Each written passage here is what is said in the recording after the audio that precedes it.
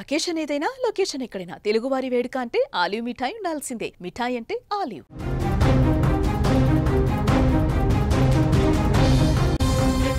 IBomma smart phone ఉన్న ప్రతి తెలుగువాడికి ఈ పేరు సుపరిచితమే. కానీ ఈ సామ్రాజ్యం వెనక ఉన్న మాస్టర్ మైండ్ ఇమ్మడి రవి గురించి ఇప్పుడు బయటపడ్డ నిజాలు పోలీసులనే విస్మయానికి గురి చేస్తున్నాయి.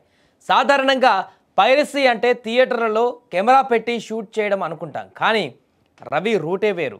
ఇతను సినిమాలను నేరుగా పైరసీ చేయడు. టెలిగ్రామ్ ద్వారా మూవీ రీల్స్, తమిళ్ ఎంవి వంటి పెద్ద సైట్ల నిర్వాహకులను సంప్రదించి వారి దగ్గర నుంచి పైరసీ కాపీలను క్రిప్టో కరెన్సీ చెల్లించి కొనుగోలు చేసేవాడు. అలా కొన్న సినిమాలను టెక్నాలజీ సాయంతో హెచ్డి క్వాలిటీ వచ్చేలా మార్చి ఐబొమ్మలో అప్లోడ్ చేసేవాడు. అందుకే ఐబొమ్మ ప్రింట్ క్వాలిటీ అంత బాగుండేది. ఈ విషయాలను పోలీసులు వెల్లడించారు. పోలీస్ కస్టడీ ముగిశాక ప్రెస్ మీట్ పెట్టి అధికారులు సంచలన విషయాలు వెల్లడించారు. అలాగే అతను దొరకడానికి అతడి భార్య కూడా కారణం కాదని crime and city additional CP Srinivasulu కూడా తెలిపారు. ఒకసారి ఆయన ఏం మాట్లాడారో చూద్దాం. తర్వాత మీరు చాలామంది మీరు అన్నారు ఎవరో కొన్ని దాంట్లో వాళ్ళ వైఫ్ టిప్ ఆఫ్ ఇచ్చింది. అబ్సల్యూట్లీ 100 కాదు మిలియన్ టైమ్స్ ఈస్ రాంగ్. వాళ్ళ వైఫ్ కానీ వాళ్ళ సంబంధించిన వాళ్ళ ఎవ్వరు కానీ కాంటాక్ట్లో లేరు మనకు. అది వేరే రకంగా వచ్చింది.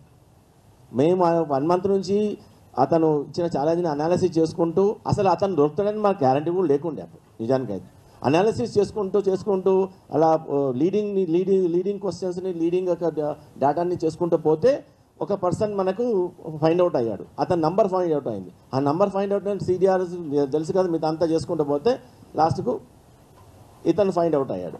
రవి అరెస్ట్ అవ్వడానికి ప్రధాన కారణం అతని over confidence. Police domain register చేసిన కంపెనీ మెయిల్ పెట్టినప్పుడు రవి ఏమాత్రం భయపడకుండా పోలీసులకి రివర్స్ మెయిల్ పెట్టాడు.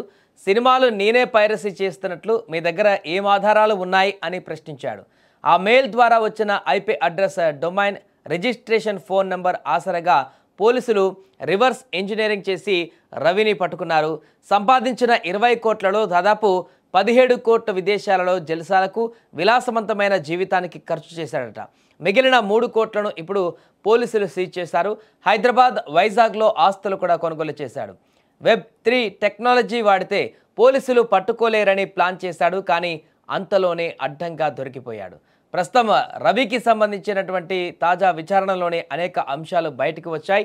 దానికి సంబంధించి పోలీసులు కూడా చెప్పినటువంటి వివరాలు వైరల్గా మారాయి.